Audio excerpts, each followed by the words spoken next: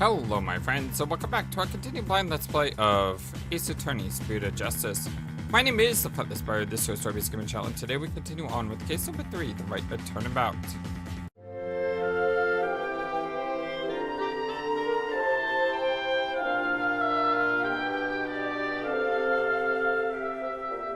I hope y'all having a wonderful, fantastic, amazing, awesome day today. Yep, our flights of fancy have come crashing on us, or have they? She sure seems to be enjoying this. Yeah, I've never seen it look so thrilled before either. It's time to accept the fact that the Divination Séance is far more than evidence. It is the very truth that brings the hammer of justice down upon the accused. That is as conclusive as evidence can get. Well, now then, if there are no further objections, I'll just... Slow down there, your majesty. At least let me make a counter-argument. What's this? Do you take issue with the Divination Séance? Oh, I have issues with it. I just don't know what they are yet. But that's never stopped me before. The Divination Séance is not the absolute truth. It only becomes the truth after it's been interpreted correctly. Gah! You do not know when you are beaten, do you, you foolishly liar? I am the only one who speaks to the mitama of the deceased. If you believe there to be errors in my insights, then let us see you prove it. Oh boy, here we go. Insight. These are really hard. Rafa's insight. The victim was offering up his prayers. I was the knight of the right. Though it's dark, the pattern on the plaza's ground was viable. Then someone was there, and the theme of the plume punisher filled the air. The accused held the defenseless victim down and plunged her knife into his neck. The blade struck true, and in that instant he departed from this world. That is everything the deceased experienced in his final moments. Her benevolence's insights have painted a detailed picture, both vivid and true. I didn't notice any holes there. As they stand now, those insights are really stacked against us. I'll just have to go over each and every one of the deceased's sensations very carefully.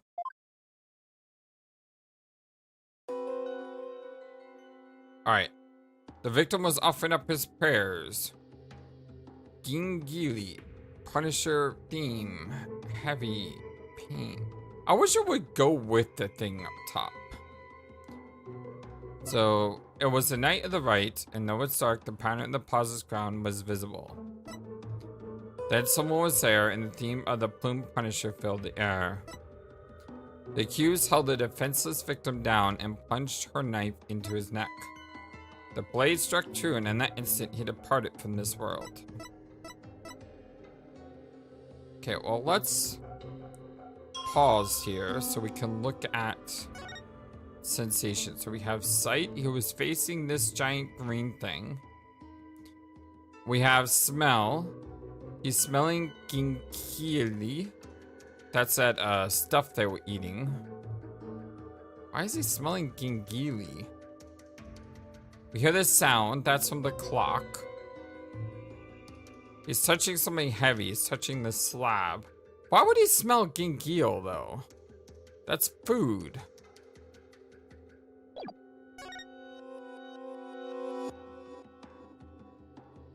And then there's pain.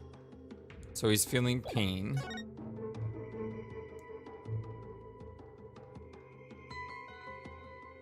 And that's it. So 4 sensations. 4 sensations. And the only one that seems out of touch here is the gingli. Like, why would he be smelling this? I mean, we understand this is because of the clock. It's heavy because he's probably pressing against this huge slab, and it is a really big slab. I think we have a picture of it. Yeah, we can even see his handprints. We can assume that would be heavy. But I don't see anything here in this image that describes Gingli.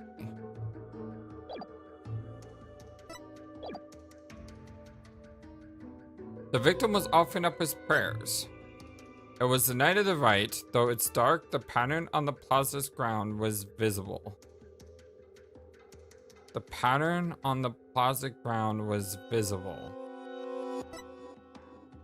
Then someone was there, and the theme to the plume punisher filled the air. The accused held the defenseless victim down and plunged her knife into his neck. The blade struck true. In that instant, he departed from this world. These are really hard. Cause they're almost like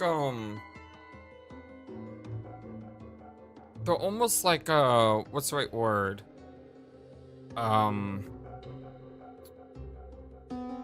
Fourth wallish? No, not fourth wallish. Outside the box. There we go. It's almost like outside the box thinking here. Because you can't press on any of the statements. So you can't get an explanation of what's going on. You just kind of have to figure it out. It was the night of the rite. Though it's dark, the pattern on the plaza's ground was visible. This isn't the plaza ground. How do I prove that?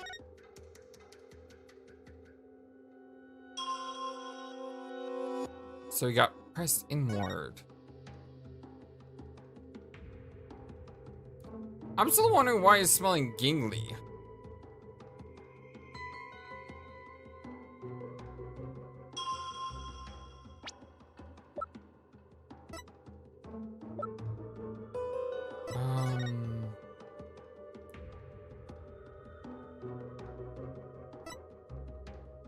I don't know how that helps. The family photo was taken during the Feast of Blessings. It was customary to partake in dishes made with Gingli. The dishes are only prepared during the feast, which starts at noon on the day before the rite, and must be finished by 3 p.m. this same day. So why is he smelling Gingli? That doesn't seem... But what do I press here, though? Well, this was the day before. If I just read that correctly... The Gingli is prepared the day before... And it must be finished within 3 hours of it being prepared. So there's no reason he should be smelling Gingli, unless it was not the night of the rite. Was he killed the day before? We are thinking that Believe is guilty, right? And if she's guilty, she might have changed where the murder happened. So she kills him, and then it comes a little. Who is the person that's killed here? This guy, Praise a Lot. But Praise a Lot was staying with Believe, so Believe could have killed him the day before. But then why would he die? Maybe they worked together to kill him the day before, and then he was betrayed by his wife at the rite. So basically, they were putting the body inside of the hideout, and then she was dressed up like she was and surprised Trust and killed him. So she like backstabbed him, kind of quite literally, I guess. Okay, so if this is making us think that the time was different, then Gingli here should not have been smelled on the night of the rite. Objection! I think I actually, for the first time ever, might have actually deduced one of those crazy seance thingies. Was it really the night of the rite? What do you mean? It could not be otherwise. The accused slew Acolyte Zealot after killing the High Priest during the purification rite. The only problem is the deceased spirit does not corroborate that. What's this? Take a good look at what the victim smelled. Do you see how it says gingly? I can't say that word, by the way. I'm just going to admit it straight up. I can't say that word. Gingle? Acolyte Zealot shouldn't have smelled any gingle on the night of the rite. What do you mean? Let me back up my statement with some evidence for you. This should explain how the victim could have smelled gingly on the night of the rite. Yeah, this has to be the letter I was just looking at. Take that! Want to roll. It's not gonna last long, so let's enjoy it while we can. The High Priest's wife, believe in me, told me about the Feast of the Blessings. The feast includes a number of gingle-based dishes, and they're only supposed to be served at a certain time of the day for the rite. Matter of fact, we have a picture of that. This picture here. Yeah, with all the gingle stuff. And it even says on that picture, taken during the Feast of Blessings on the day before the rite. Why, I believe you're right. I had completely forgotten about that.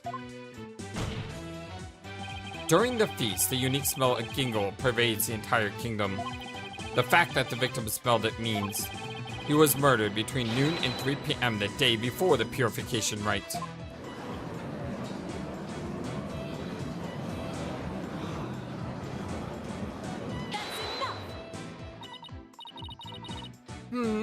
I am not so easy fueled. Did that autopsy report not make it clear? The estimated time of death was during the rite. Oh, right. I taught her about that yesterday. We all know the autopsy reports are lies. Forgive me, your benevolence. When does the autopsy?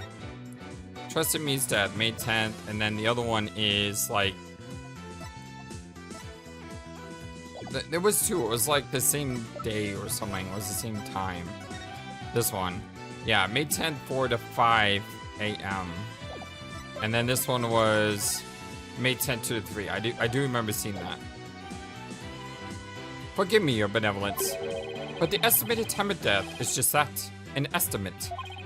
Depending on the circumstances, it's possible for it to change. What's this? Like, if a body was kept cold, the slowed rate of decay makes the death seem more recent. Cold? Why, I do believe I have heard some of that before.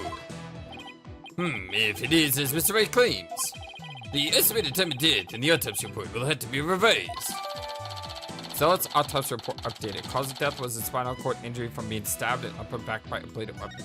What was changed, though? Oh, they changed it to 2 days before, based on Divination Séance.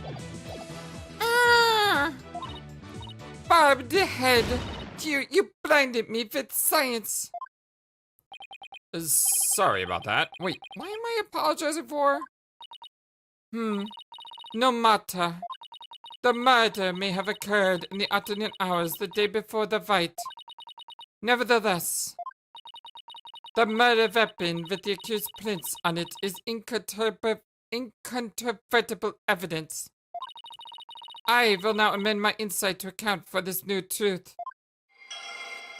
Insight revised. Oh god. Oh god.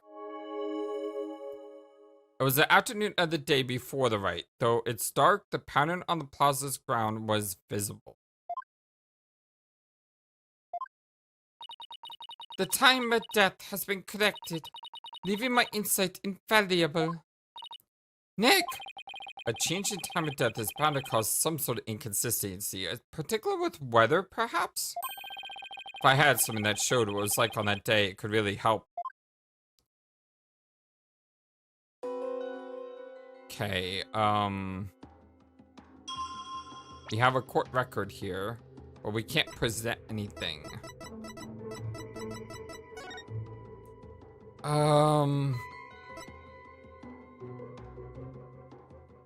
The thick white ice that froze the ground from the intersect of the Plaza of Devotion until yesterday has melted. So right here it's saying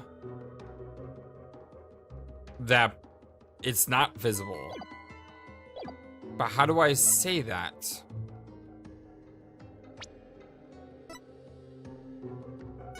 I can't present that as evidence.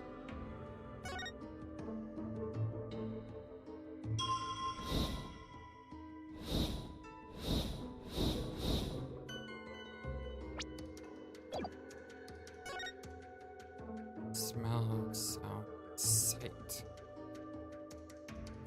I wonder if you just click on the site, because he could see it, but you shouldn't be able to see it?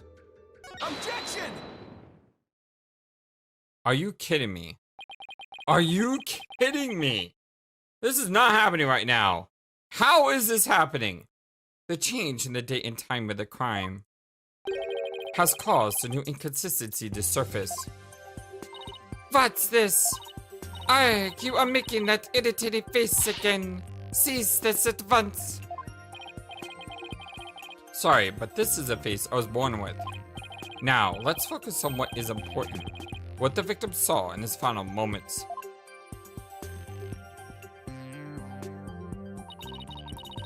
Do you have bats in the belfry, bobbed head? There's nothing to see.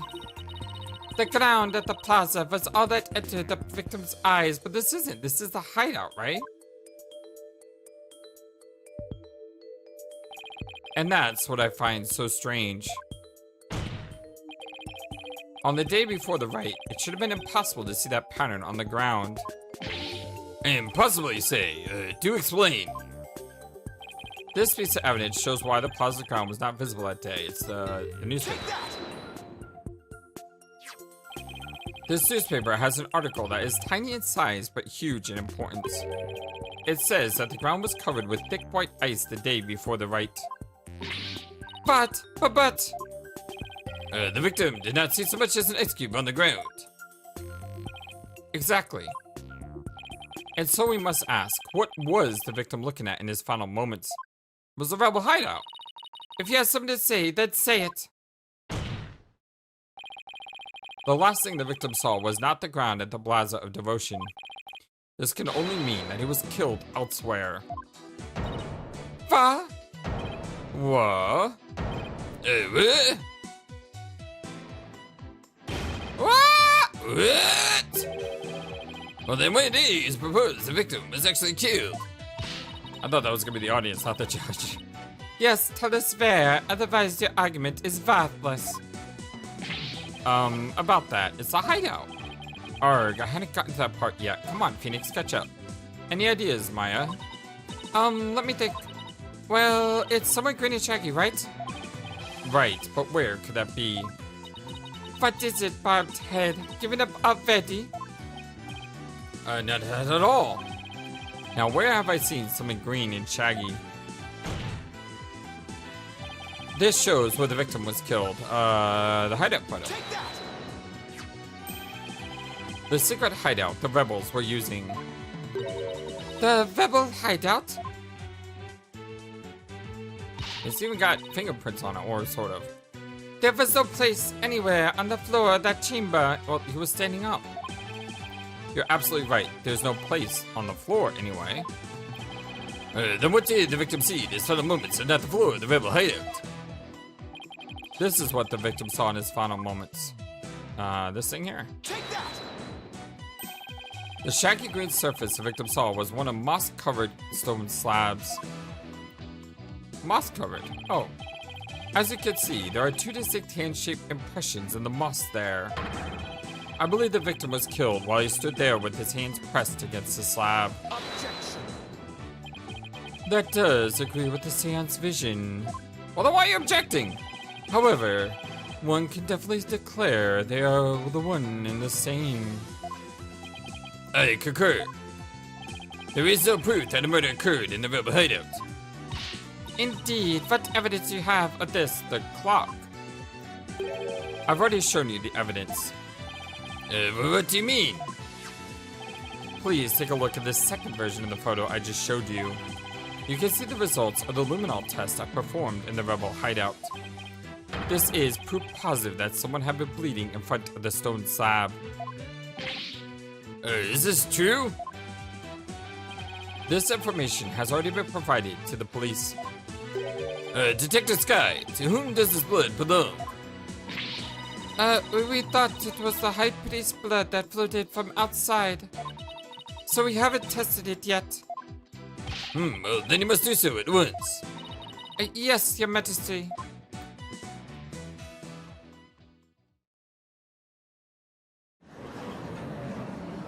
Rabble, rabble, rabble, rabble.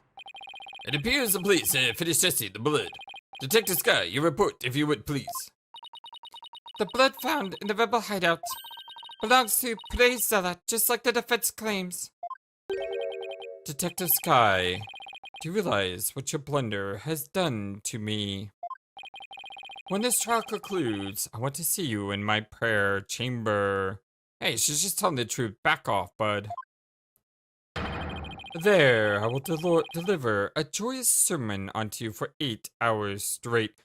How about no, because you're wrong, and you being wrong should not be punishment for someone doing their job right, dang it. Really ticked me off when you talk like that. I'm really sorry, but please, anything but that. Nick, maybe, just maybe? This is the chance that we've been waiting for. Yep, it would seem so. I hate to do this to Ima, but... Go for it, it's full speed ahead. The victim was killed in the rebel hideout the day before the purification rite.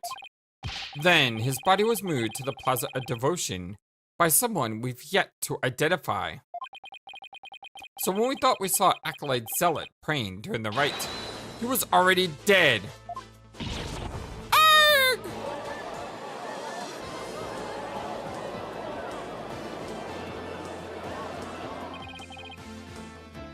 And that's not all. If he was killed at the Inner Sanctum, that would explain one more thing. And that would be? How the time of death was made to look later than it actually was. The proof of which was left behind at the Sanctum. This points to how the time of death was made to appear later than it actually was. What do I do here? How the time of death was made... How do I prove that? How do I prove that?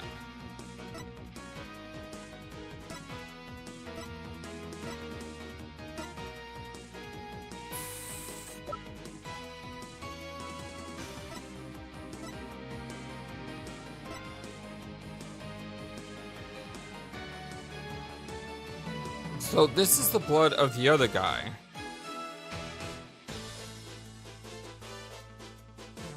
But that doesn't help me here. A shoveled out area of snow.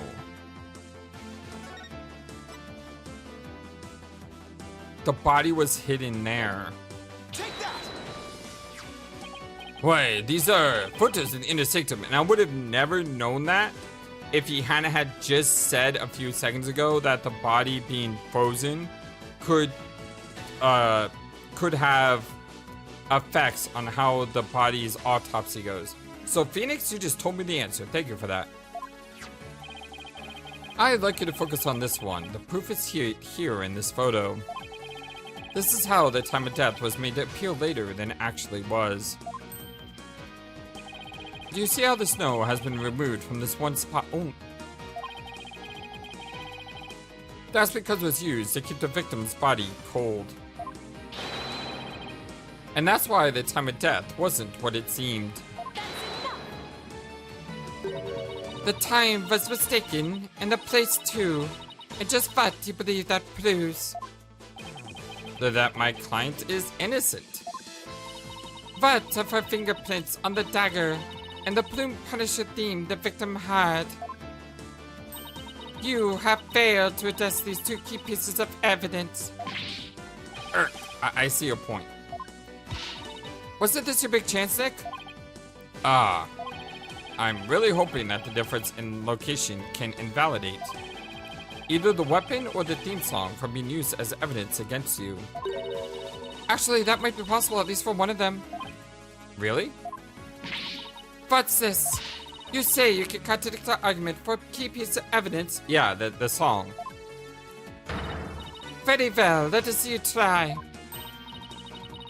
Nick, take a good look at the rebel hideout photo. Oh. The defense can invalidate this piece of evidence, the Plume Punisher theme. The Plume Punisher theme? And how do you intend to support such a claim? Since the murder happened in the rebel hideout, there's something there that played the theme song other than my client strap.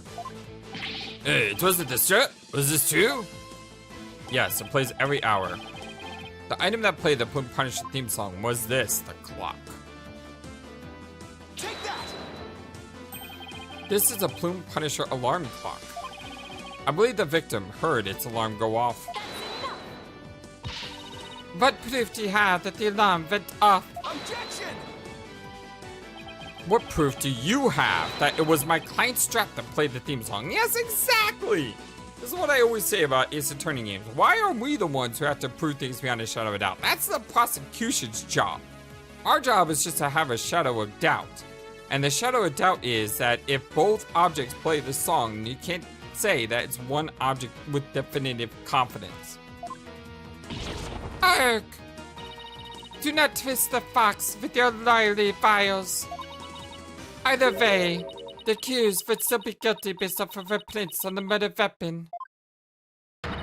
And here is what really happened. Alright, we got another insight revise. Oh god. The victim stood with his hands on the stone slab in the hideout. It was the afternoon of the day before the rite. Okay, what the heck do we do now? That there may have been some twists and turns, that is the truth of what happened. Urgh. I won't get anywhere until I can eliminate the dagger. Most impressive, your benevolence. I see no inconsistencies anywhere in the prosecution's case. No, there is one. What's this? You still claim there'd be an inconsistency? Try as you might, the outcome will always be the same. What is the inconsistency? Is it the heavy?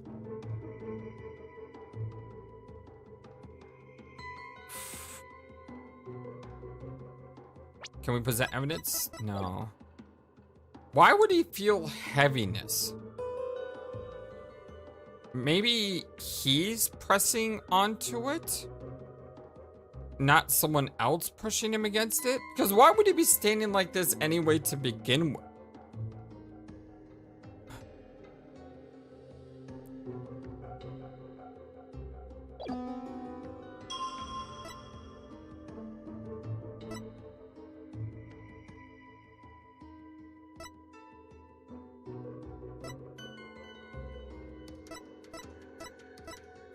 The victim stood with his hands on the stone slab in the hideout. It was the afternoon on the day before the rite. Then someone was there and the theme to the Plume Punisher filled the air. The accused plunged her knife into the defenseless victim's neck.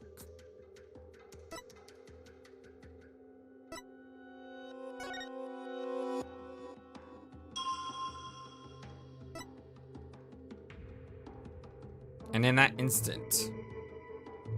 Well, I mean, technically, it wasn't instantaneous. He felt pain. Could this be... I still don't know why it would be heavy, though. Objection! I don't think I got it. I think I'm finally wrong. I was on a great run.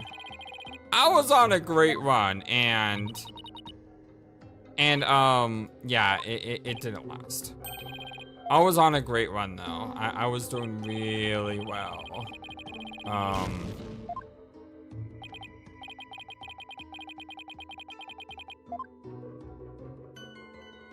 Okay, so what's my other thought? My other thought is, why would it be heavy? Because it's heavy here. And then... Bam! What is that, like a full second or two? So something is pushing on him or he's pushing on something, because that's his feelings, right? He's feeling something is heavy. So it may not be someone pushing against him. It may be that he's pushing against it.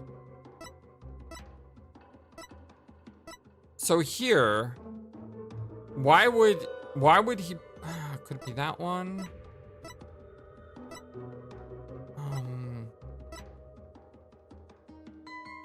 Would have to be this one. This is the one talking about him touching something, right?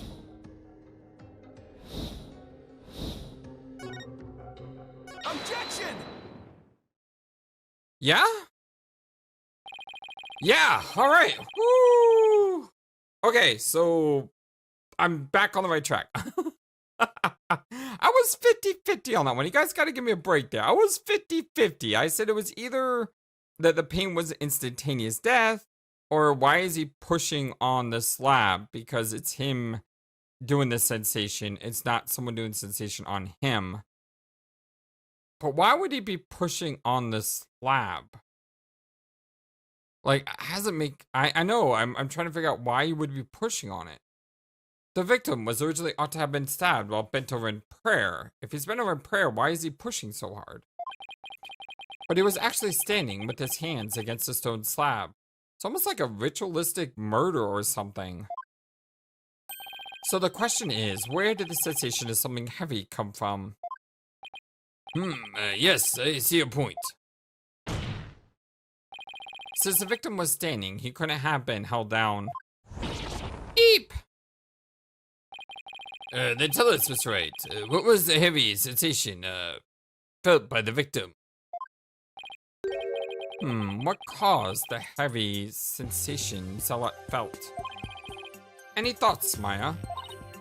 I agree that such a heaviness seems important, but there's also the matter of Zealot's hands on the stone slab. Why were they even there?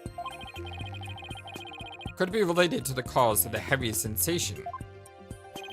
Well, Mr. Wright, you have an answer for us. Of course not. I just envisioned the state Zealot was in when he was killed. The cause of the heaviness the victim felt was... the falling stone slab? Did someone knock over the stone slab and he was pushing against it to hold it up? It's not the culprit jumping on him. Because he left indentations on the slab. Which means the slab was pushing against him as he was pushing against it.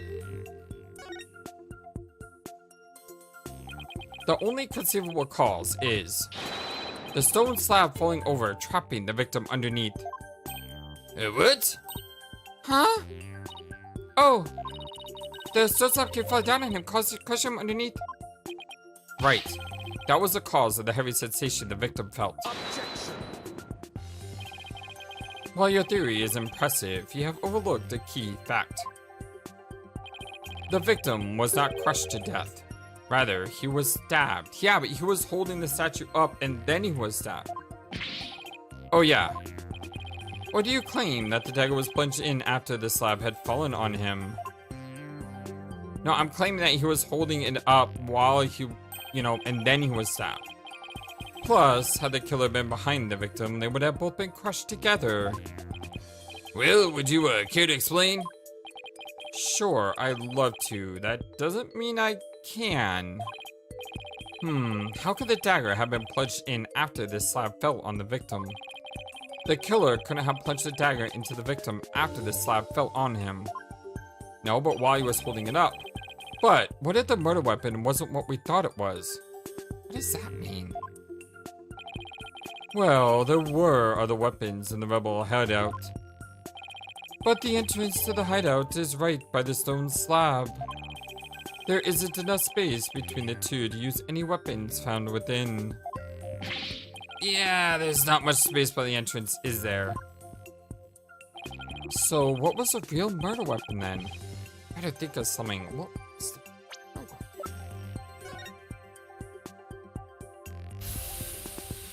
I mean, I watched a lot of the Arrowverse. It could have been an arrow. I mean, that's like a dagger. And there's arrows right there. It could be that bladed curved thing next to the pitchfork.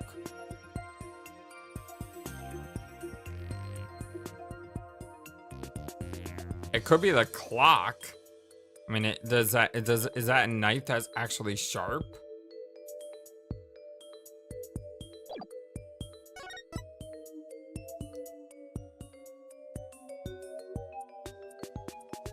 The edge of that.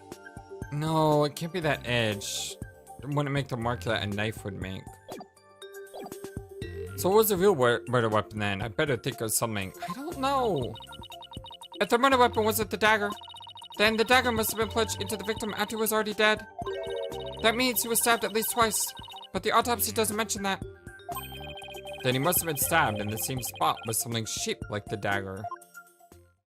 The clock? Will the defense care to offer an explanation sometime this century?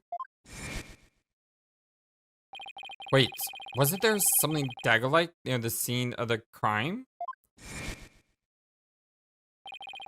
Something that had a shape similar to the Warbod dagger?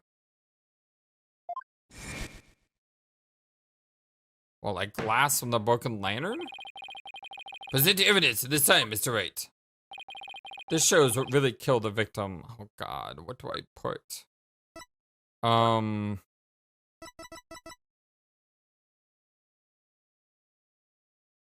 That's the dagger that we claimed, right?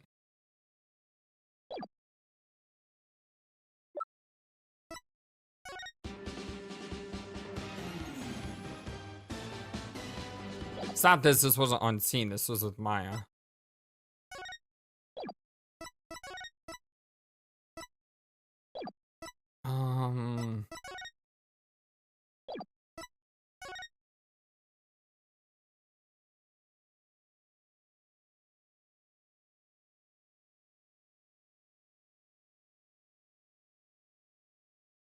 I don't see anything, unless it's the Warbod statue itself.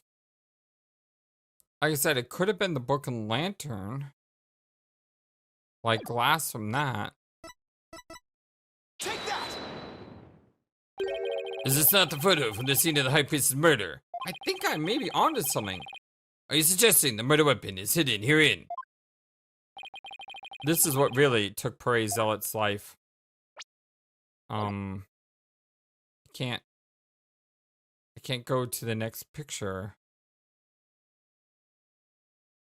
I can't go to the next picture. What if it's the bird itself? This protrusion right here. I mean, if I can't go to the next picture, then I'm wrong. But maybe I'm onto something anyway. That is classic FlightlessBird Ace Attorney, right? I get the right answer even though I'm wrong. So what if it's his beak? Take that! Well, but that is the Warbod statue? I think I'm onto something. Exactly. Okay, again, I'm got the right answer in the wrong way, but I'll take it. The Warbod statue has dagger-like feathers protruding from it. Okay, maybe I was completely wrong as well. I was guessing the beak, not the feathers. This is what really took the victim's life. Objection! You imbecilic fool. The statue was outside of the hideout. Yeah, but it turns. How do you propose it impaled someone who was inside? Haven't you heard? The Warbod statue also functions as the hideout's door. What do you mean? The statue can pull a complete switcheroo. A switcheroo? To put it simply, it's a revolving door.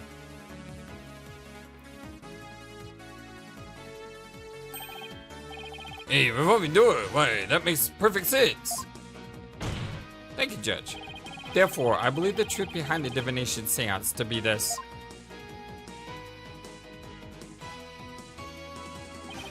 As the victim entered the secret hideout, the stone sculpture came toppling toward him. He held it up, and then he fell backwards under the weight of the statue and impaled himself on the thing behind him. Which means, no one actually murdered him? What? He threw up his hands to stop it, but its weight forced him backwards. Unfortunately, the warbot statue was right behind him. This cannot be!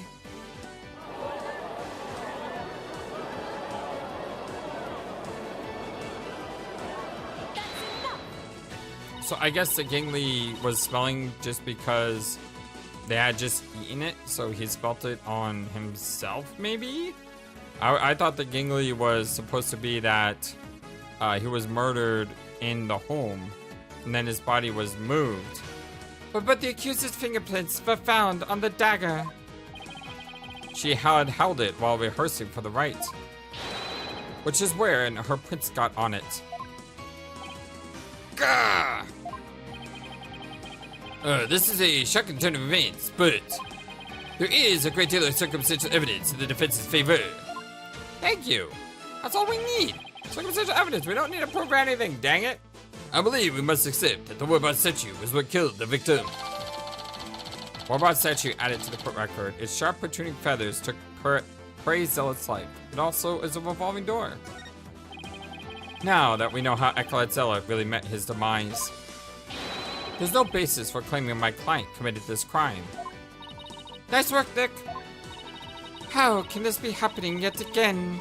The Divination Séance is the only truth. It is true, but it's interpretive based. Know your benevolence. It's not the truth itself, but it is a means for shedding light on the truth. Do you understand now? Your kingdom needs lawyers so that they can interpret your insights. But that means I have been misinterpreting the voices of the spirits all this time. Your benevolence, are you unwell? Or the color has drained from your face? I will be fine. Continue your proceedings without me. Yeah, as Andrew pointed out the other day, if she's been putting people to death based on an interpretation that might not have been true, how many people did she condemn to death, thinking that the truth was that when in fact the truth was something else? It's a very good point there, Andrew. Very good point. As you wish.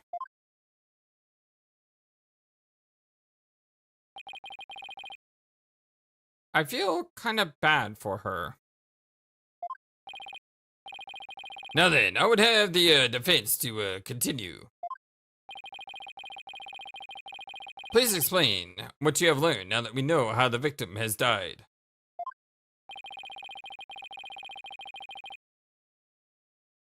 Acolyte Zealot was killed in the hideout before the High Priest's murder. That means the body found at the Plaza of Devotion was moved there by the real killer. But only after the warbot dagger was thrust into him, to make it look like the murder weapon. That does seem to agree with what we now know. But why would the real killer go to such lengths?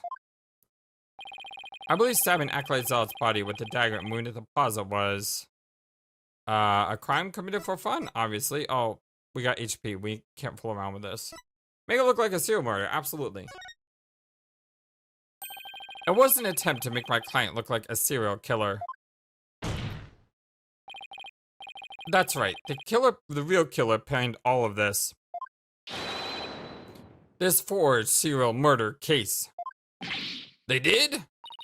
That's it, Nick. Keep hammering away. So if we can prove that this murder was set up to look like a serial murder, maybe then we can prove that the original killer... Maybe we can reopen that case. Or he's gonna say Shatura and tell me no. I think he's gonna tell me no. Your reasoning has more holes in it than the cheese you foreigners enjoy. What? Like those putrid, hole-riddled clumps of curds that only a real rat like you could love. Your reasoning, much like your putrid hole over the brain, has putrefied. What's his deal with things going putrid?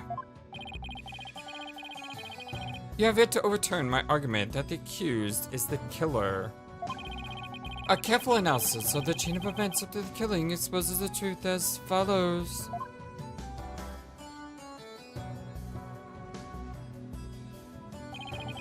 Disguised as Lady Kira, the accused found the rebel hideout throughout the day before the rite.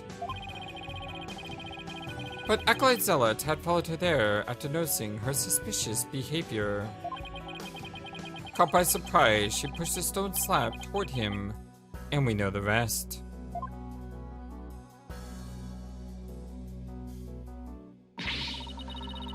I've never been to the real rebel hideout my whole entire life. When the high priest arrived at the sanctum the next day, he realized what she had done.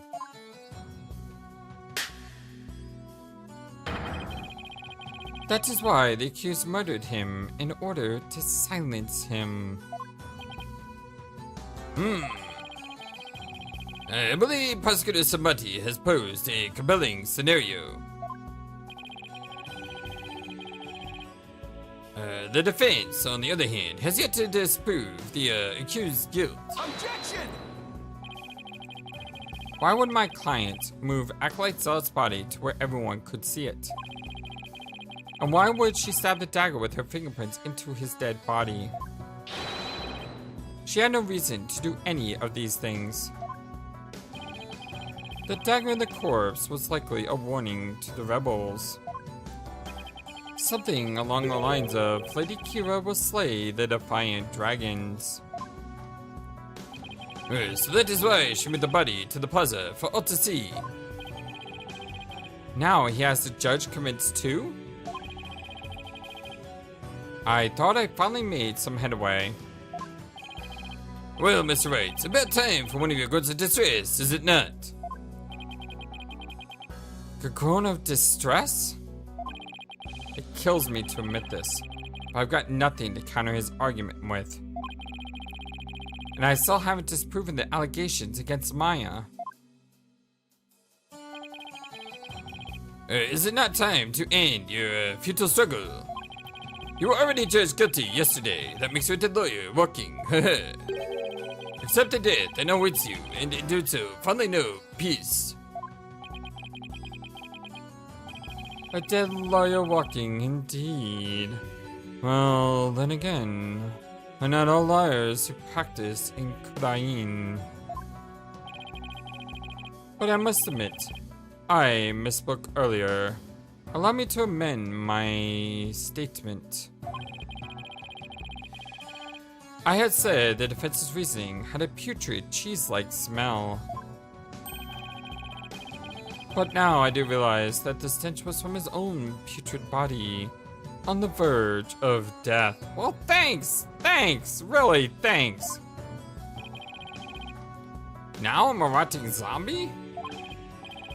Think, who could have killed Zealot the day before the rite? Who knew about the rebel hideout and could gain access to the inner sanctum? Had to be a rebel. Only those rebels with the right can enter the sanctum, so it has to be a rebel that is in it, which could mean that it would have to be trust in me. Wait a second. Only a rebel would have known about the secret hideout.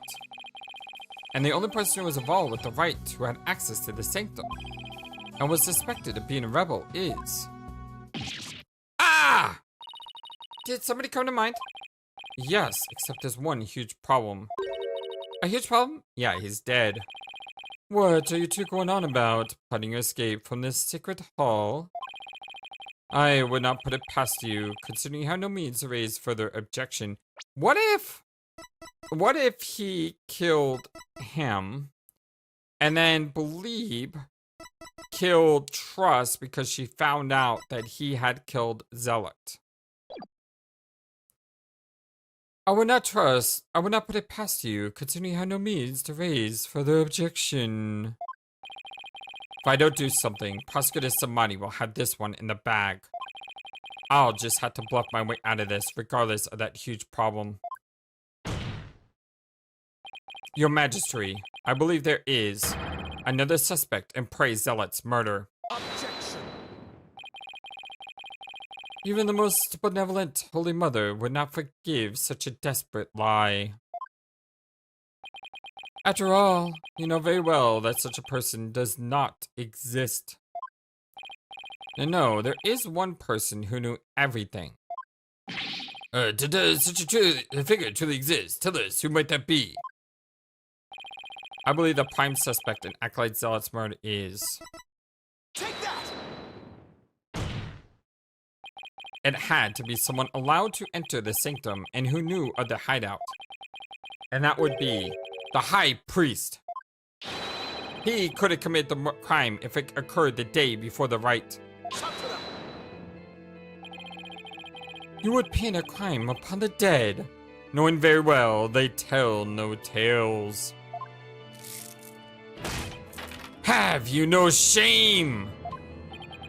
Dead men tell no tales. That's definitely a problem.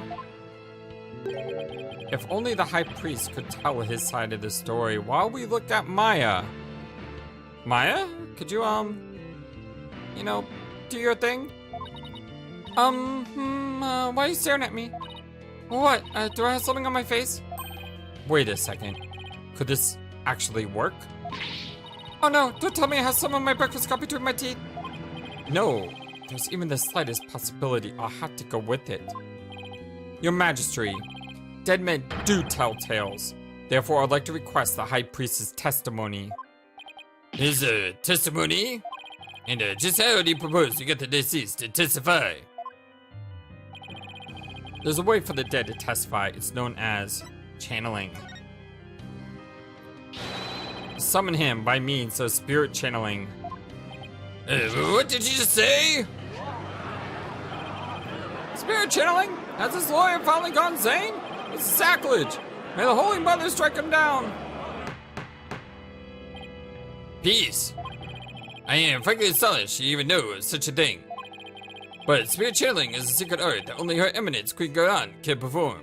Not true. And Her Eminence is far too busy with other duties to perform it at her pleasure. I suspect as much. That means our only hope is...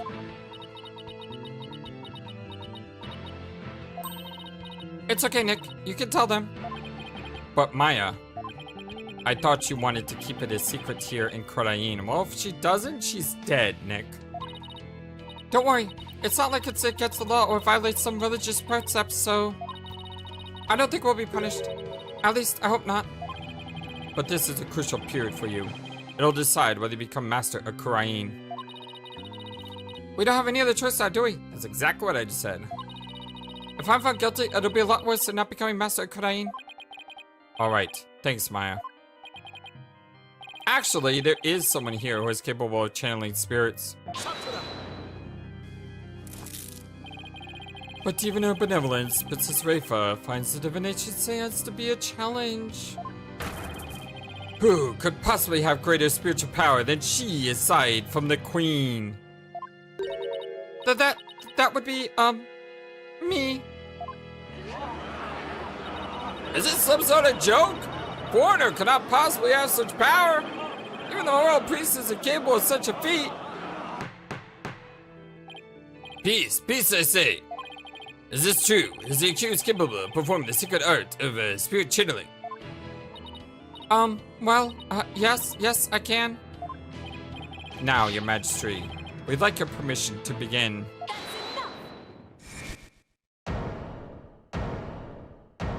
Hi, Rayfa. You don't like it, I know, but it's true. Your benevolence. This is an outrage, I say.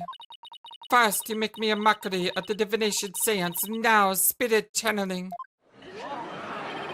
The benevolence speaks the truth. Spirit channeling is a sacred right. Foreign devils, I'd say they should be put to death immediately. Still your voices. Barb the head. Spirit channeling is the most sacred and secret of arts. Are you prepared to face the consequences of what you propose? Oh yeah, I am. I believe in my client. I believe in Maya. Your benevolence. Are you saying you approve of the use of their spirit channeling?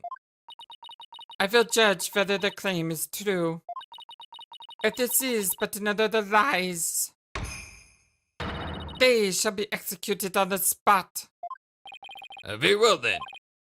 Your benevolence. What if the accused accidentally calls forth an evil spirit? Do you truly believe this fauna is capable of channeling spirits? Oh, no, but I want to be sure, as I am responsible for the safety of all present. Well, an inexperienced practitioner could inadvertently call forth a dangerous spirit. But do not fear, for I have a Magatama of parting. Ooh, pretty. With it, I can send spirits back to the Twilight Realm by halting the flow of spiritual power. That's very pretty. And also potentially damaging to our case if she uses that too early. Well, that is a relief indeed. These foreigners have thrown down the gauntlet. Let us not shrink from the challenge. They must prove them guilty and deliver their last rites. Do I make myself clear, Dhurke Sahdmadhi? Perfectly, your benevolence. Very well. The accused may channel the High Priestess spirit. But first, we must take a short recess to prepare. Oh, come on! We'll resume as soon as the preparations are complete. Until then, this court is adjourned. Oh, it may not be so bad. We're coming up on an hour. Yeah, we're coming up on an hour. I mean, it's a good natural stoppage point. We could stop here, I suppose. I do want to say thank you, everyone. I love you all so very much. Hope you have a wonderful, fantastic, amazing, awesome day. And if you do like what we see, don't forget to hit that thumb up to like the video and subscribe and help us grow beyond 2,000. Once again, thank you for all those who have made that dream possible. I truly appreciate you all. The #1 YouTube community in all of YouTube. Until next time, so long, and take care. Thank you for watching this video. Feel free to comment on what you saw and what you'd like to see next. I always love to hear your thoughts.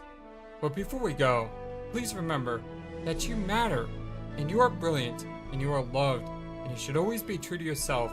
Never let the world tell you any different. Much love to you from your friendly, feathered, flightless bird.